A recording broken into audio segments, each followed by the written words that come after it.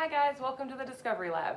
This week we decided to do a special Canada Day edition of Discovery Lab, which means we're going to be learning about Canadian innovators and inventors.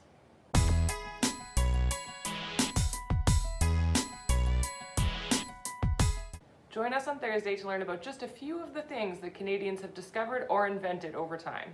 Here's what you're going to need if you want to follow along with our activity.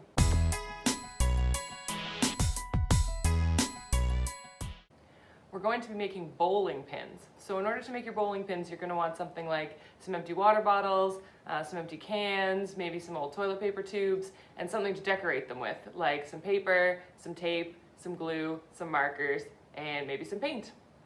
Now, if you're going to be using water bottles, you're also going to want to put some rocks in them to make sure that they stand up. And then you're just going to need something you can use as a bowling ball. I'll tell you all about it and show you what the connection is between Canadian inventors and bowling.